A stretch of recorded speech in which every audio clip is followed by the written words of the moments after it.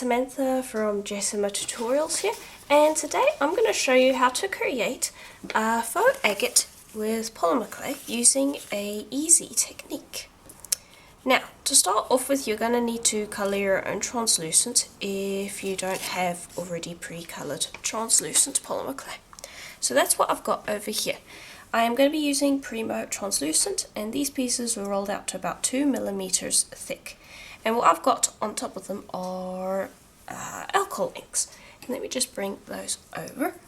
These are the two colours that I am going to be using today because I want to kind of get a blue lace agate technique or blue lace agate effect, but use any colour alcohol inks you want.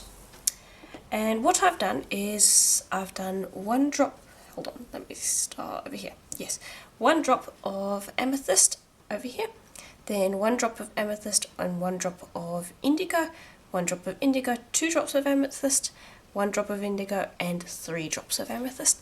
And bear in mind that these colours that I've got here are very strong colours and will colour your translucent clay very easily. So when you're using alcohol inks, maybe do a few test pieces just to see how quickly it colours your clay, because sometimes it can overcolour it very quickly.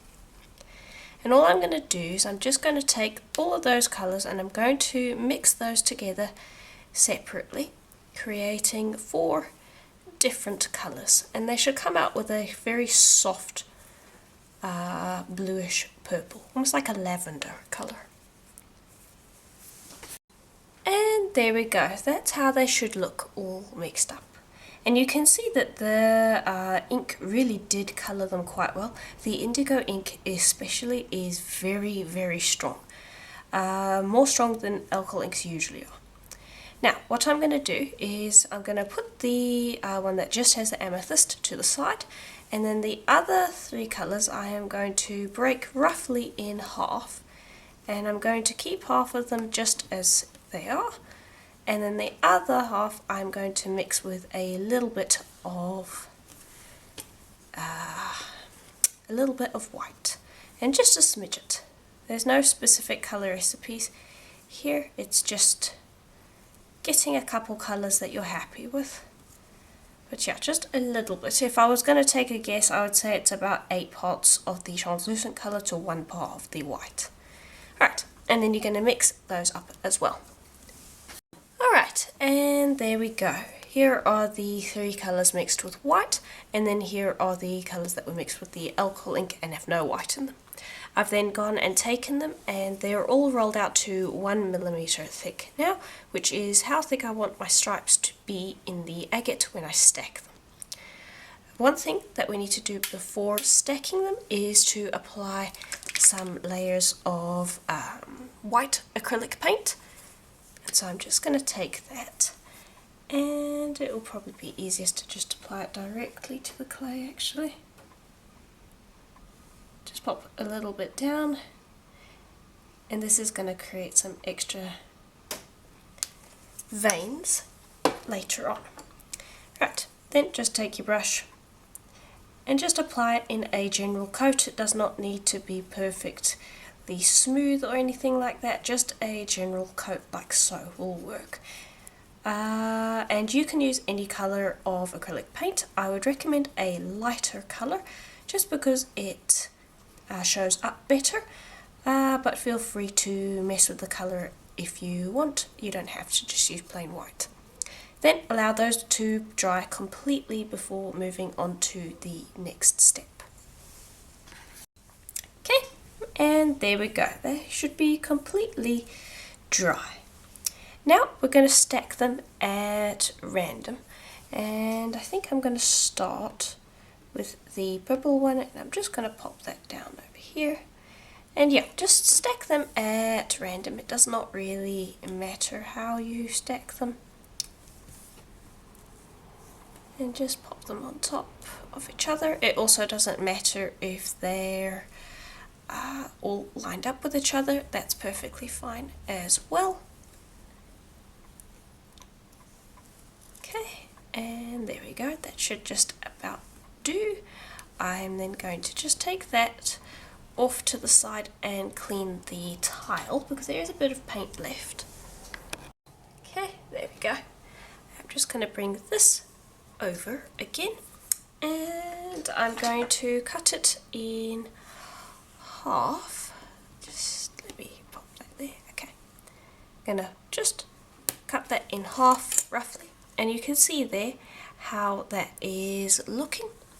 I'm just going to stack that on top of itself. Then I am going to cut in half again and grab that. Everything's not very stuck together yet, but that's fine. There we go. Alright, and there, that's how it should look. Then you just go take that and start squishing it all together. You want those layers to distort a little bit so that they look a little bit more agate-y. And just compress everything together. It does need to become one block of clay, so everything needs to stick together. You could use your roller to do that as well, like so.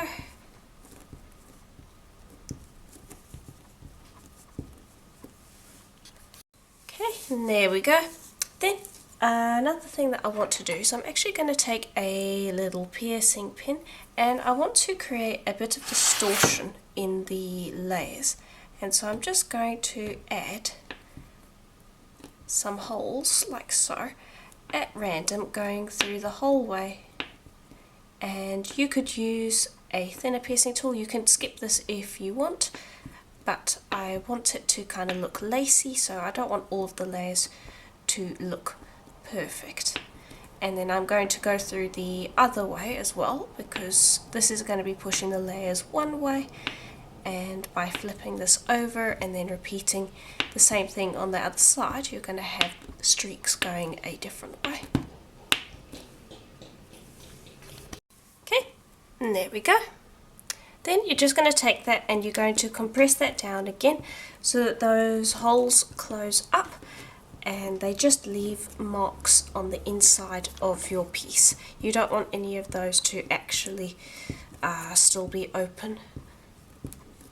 So just continue compressing that piece of clay.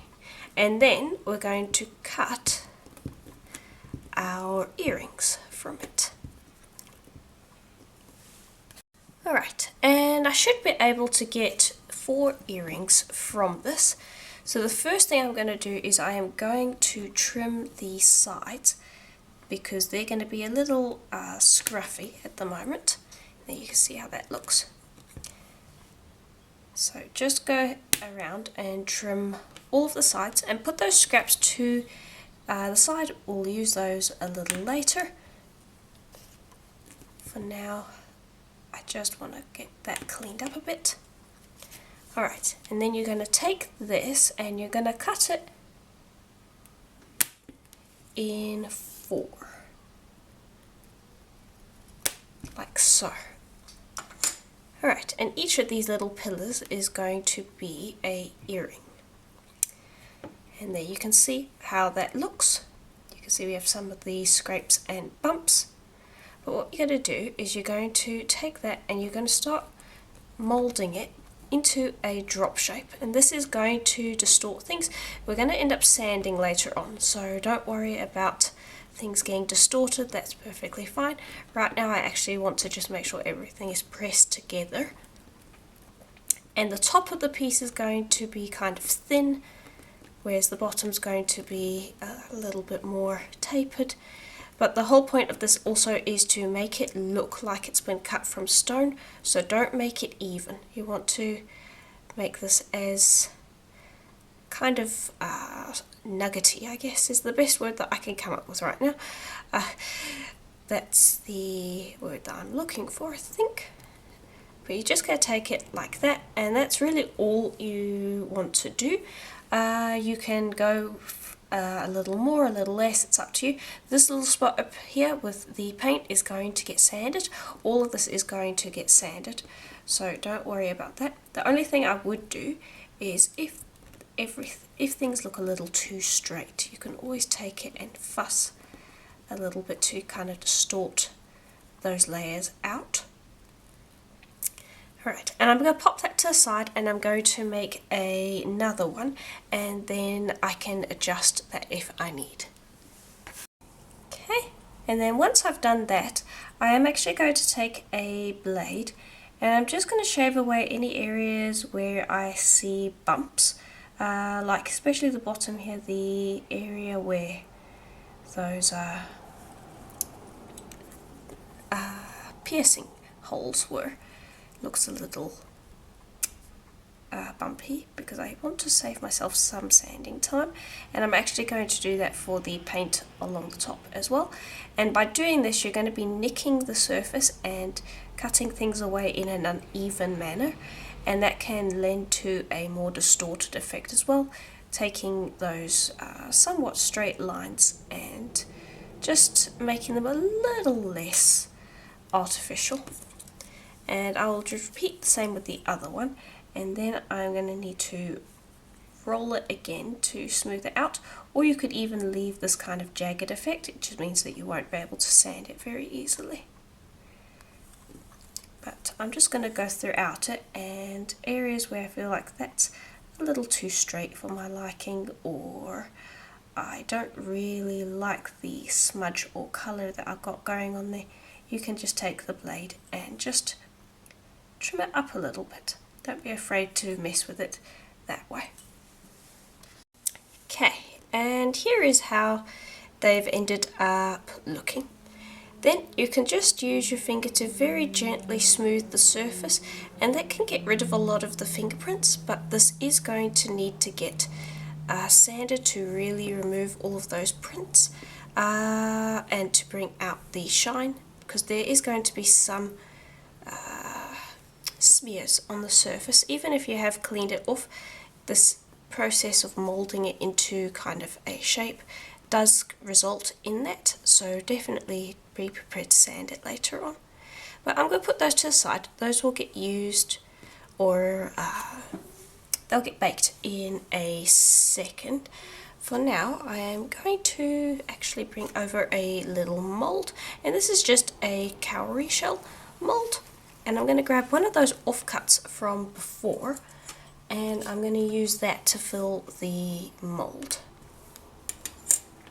And you're just going to take that, and I find that it's easiest to just kind of roughly shape this to the mold's general dimensions, and then pop that in like so.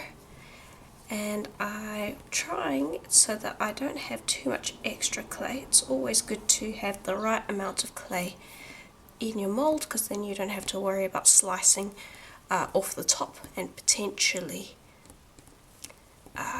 cutting your mold or ending up with too little clay. That should just about do. There is going to be a little bit that I need to take off. And you're just going to gently take that off, and that's scrap. Alright, and there we go. I'm just going to make sure that I got everything. Yes, okay. Then just grab anything along the lines of a light texture. I will use this baby wipe. You can use sandpaper as well, and that just textures the back so that it's not got those bladed streak lines. And then you're just going to go around the edge and just lift the clay from the mold so that it's a little less stuck, and then peel it back to lift out your shell. And that I am going to probably place on top of these. If that ends up being too big, they can end up being little pieces on their own. Okay.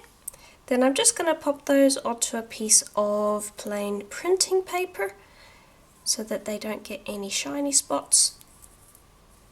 And I'm going to bake them for a full hour at Primo's recommended temperature, mainly because these two pieces are quite large.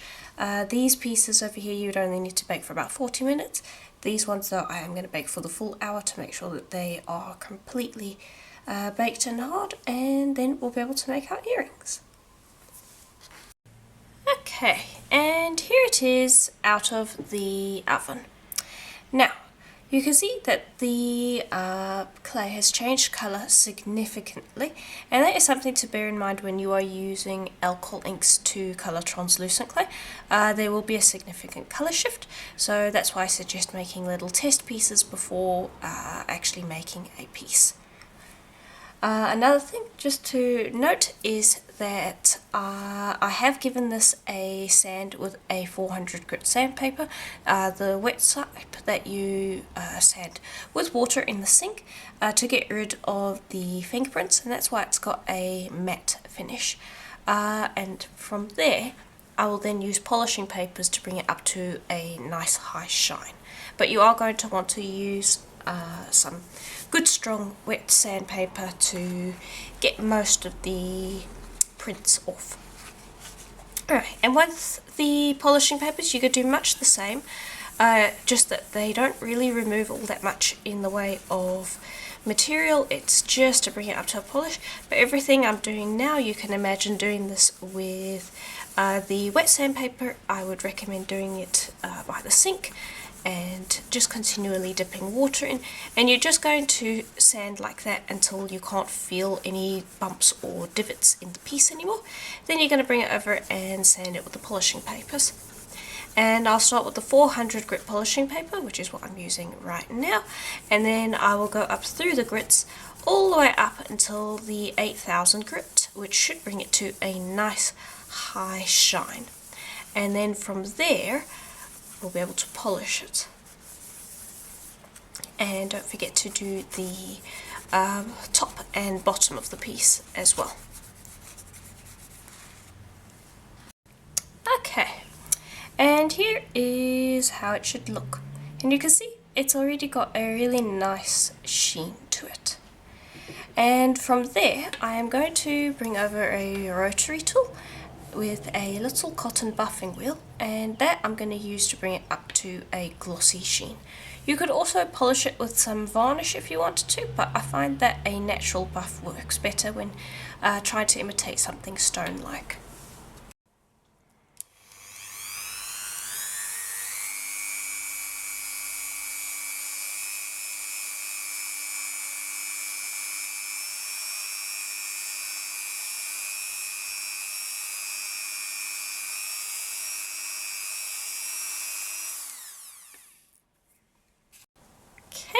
And here is how it should look once you've finished buffing, and you can see that has picked up a lovely sheen to it.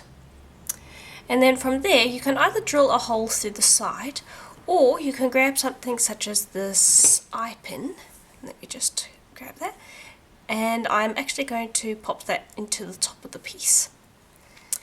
And you're just going to take that, press, and then just gently twist. And I am going to be wire wrapping this, and through the process of doing this it can dull the buff a little bit, so I do recommend rebuffing after you've wrapped and applied everything, just because there are oils on your fingers and oftentimes that will get applied to the piece and will just dull things. But I wouldn't advise buffing it for the first time because you won't be able to get in all of the little nooks and crannies. Okay, and I'm going to be using this copper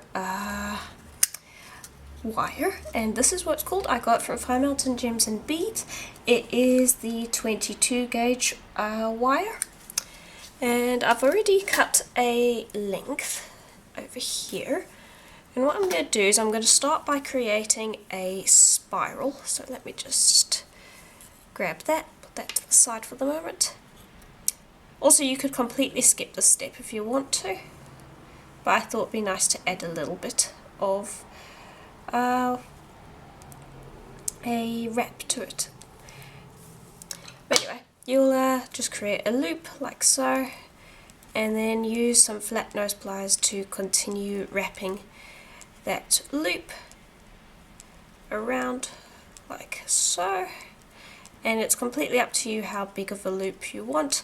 I have finished the first piece off to the side, so I'm just going to make this loop about the same size as that. and that's about right. Once you've finished that, then you're going to grab that and you're going to just pop it at a right angle, like so. Then grab your piece and decide which side or face you want to be the main side of your earring, and I think I like this side right here.